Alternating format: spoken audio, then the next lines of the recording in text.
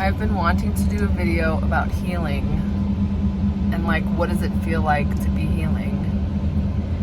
So I think instead of talking about it completely, I'm gonna show you a little bit.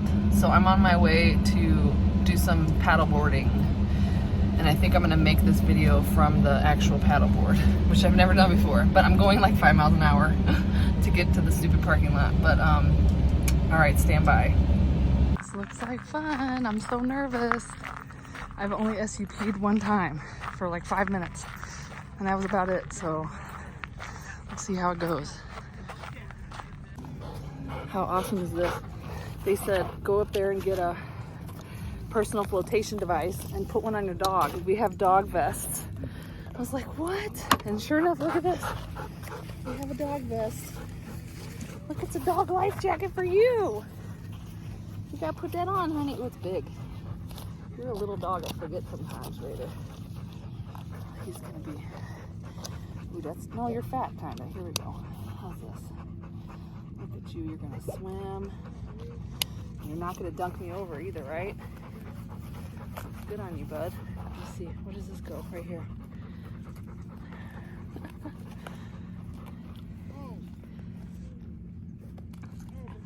All right, that looks good on you. Now my turn.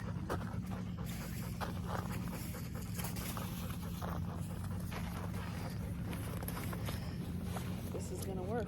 Look at that. A little tight on the boobs. That's good.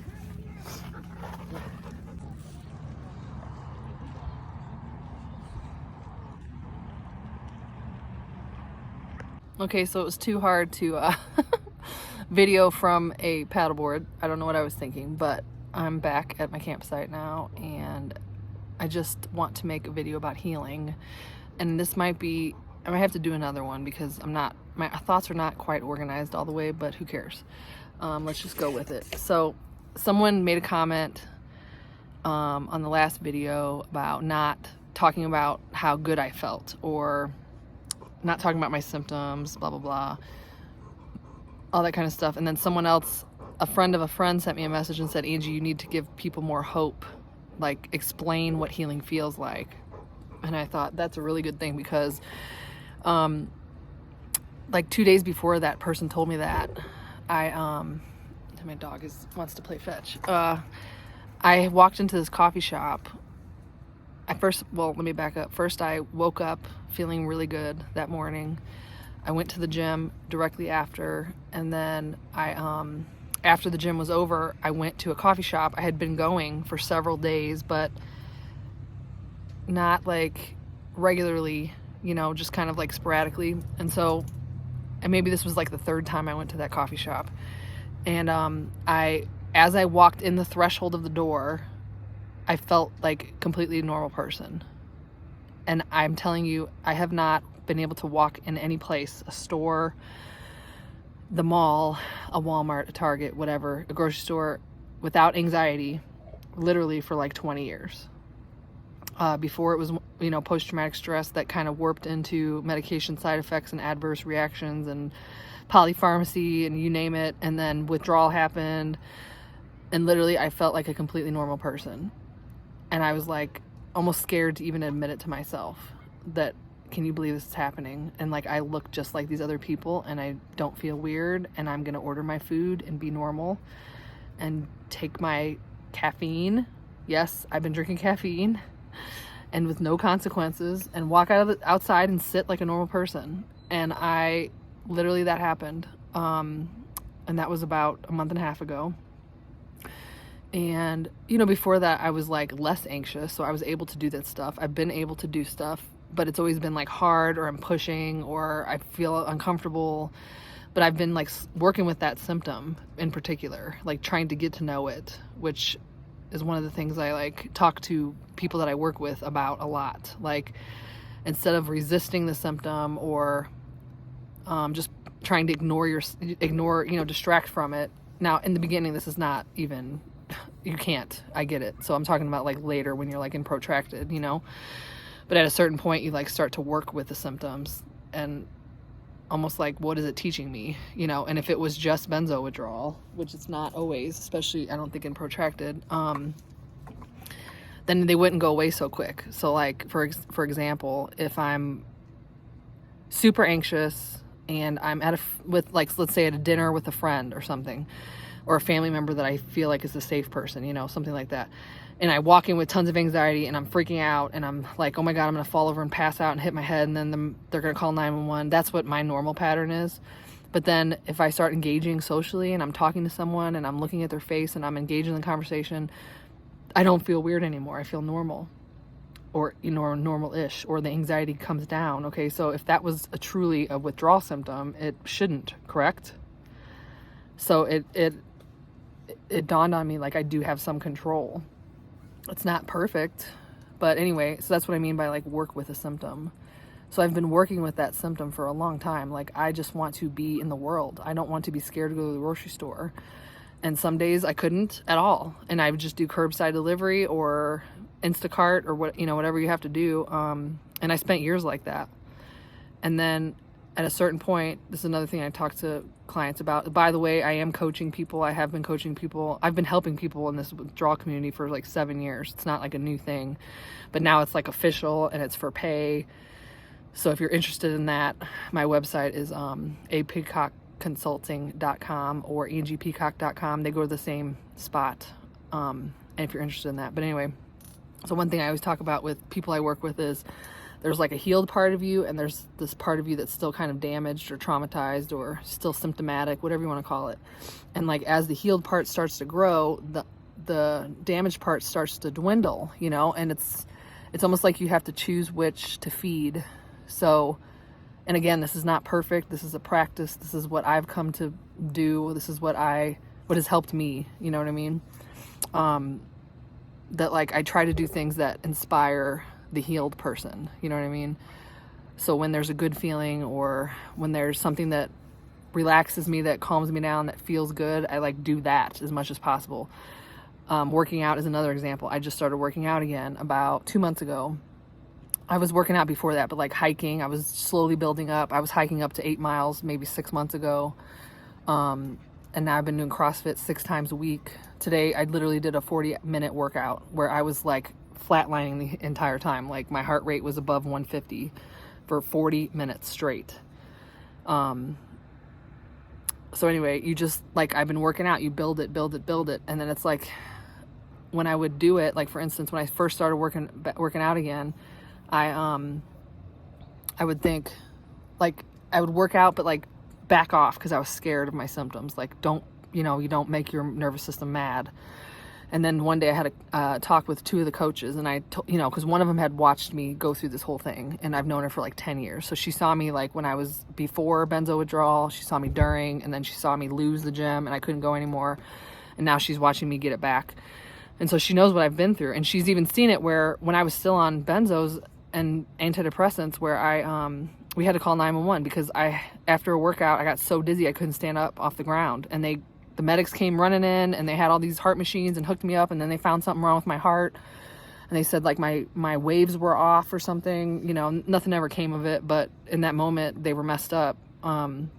And then I was so dizzy and I had a migraine where I couldn't even stand up. And literally we've called 911 at her gym 3 times since I've been going there. So like, she knows why I'm scared, I'm sorry, it's getting dark out here. Let me see if that helps. No, it doesn't. Okay. So, oh God, now I lost my train of thought.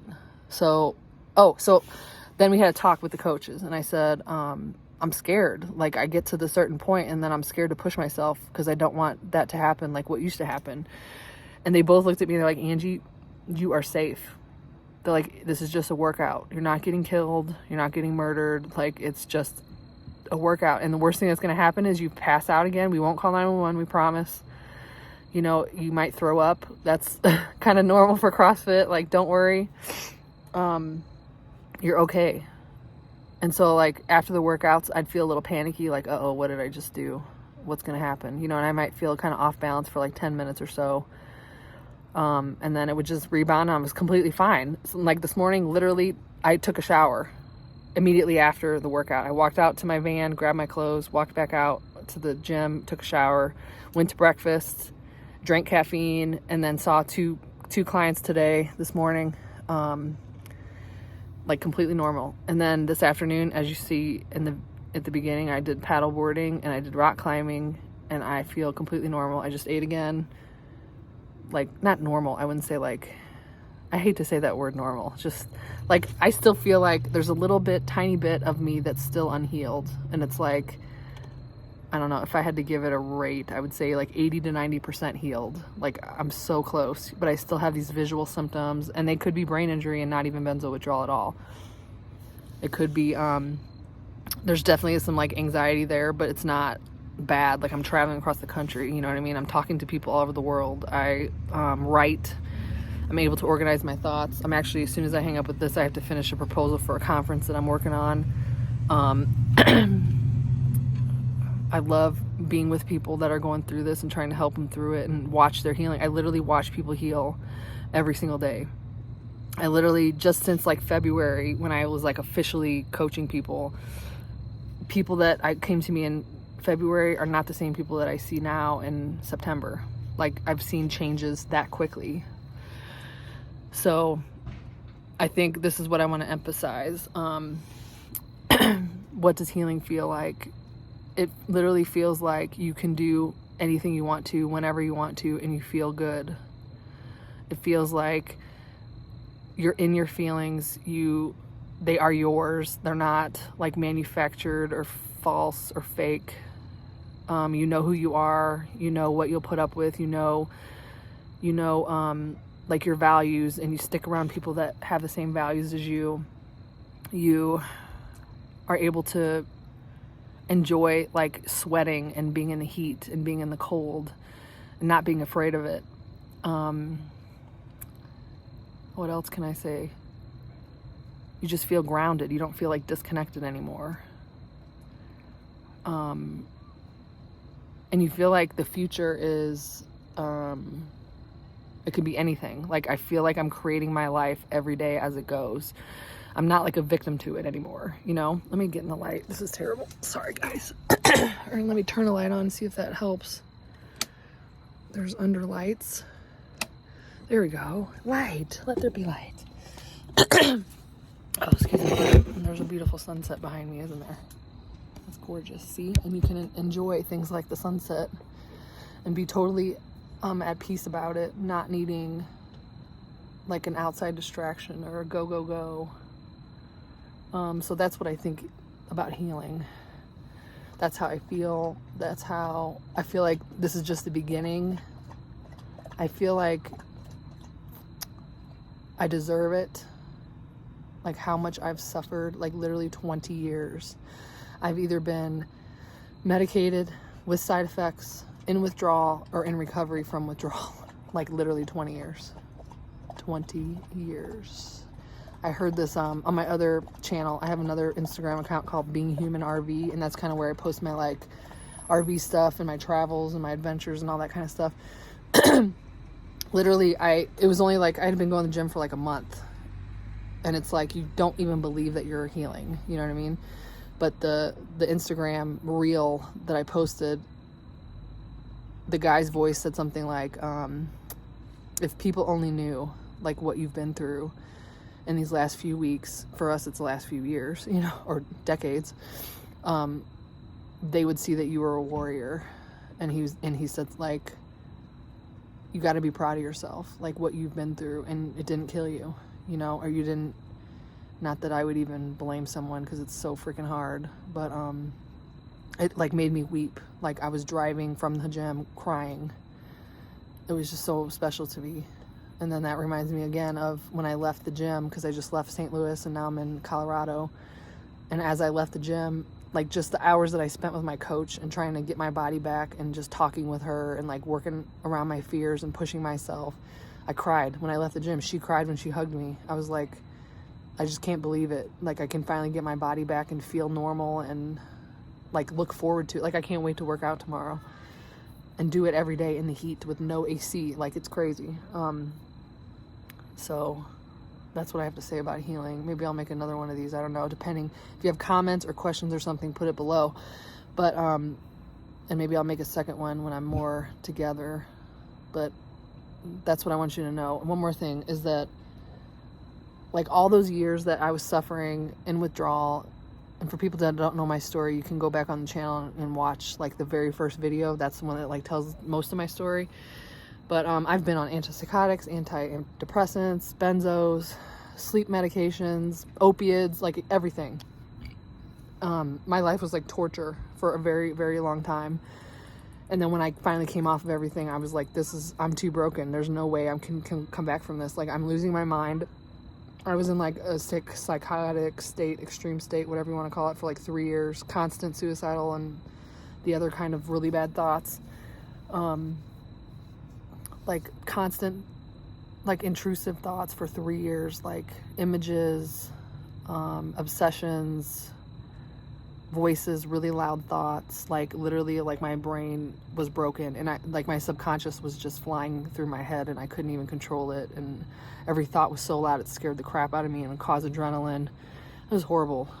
And so what I want to say is that even with those symptoms, underneath all of them, I was still healing. Like I was even that stuff that you think is unlivable, like you have to go through it to get here, but it's here.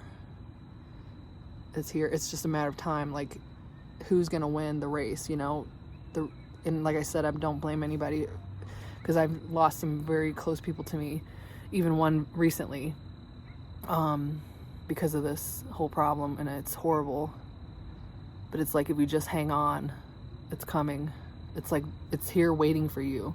And like all those stupid platitudes that people say about like your life, you know, you're not gonna imagine the life that you'll have after this, or you can't dream of a better life and it's just gonna happen to you. You know, first of all, I don't think it's like some unicorn magic lands on you. I've had to work for everything I have and like create it. You know what I mean? Like if I didn't do anything, I don't think I would be where I'm at. So I just want you to know that healing is happening even when you don't feel like it. It's here on the other side of all the pain and suffering you're experiencing right now.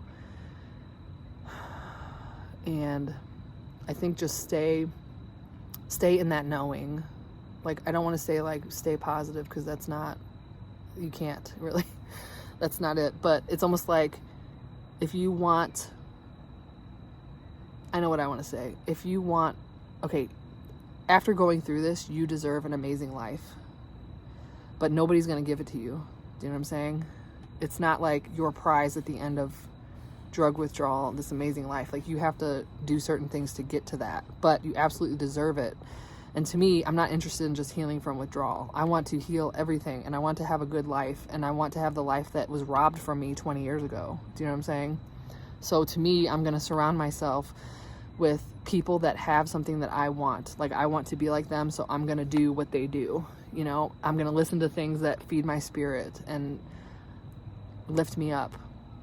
I'm gonna stay away from like the drama or the sad stories or the scary stories, and try to focus. You know, and there was a time I couldn't do that, but like, as you can, like as that healing person grows and that damaged person, you know, parts of you shrink, like it's almost like a seesaw. Like, you got to feed the good side, you know. So that's kind of where I've been. I hope you can relate, and if not, I hope you believe that I believe that you will heal, that it's just a matter of time, and of you holding out until it comes here, until you can start really nourishing that healing part of you, whatever that looks like for you. All right, best wishes, and I'm glad you could enjoy the sunset with me over Denver, Colorado.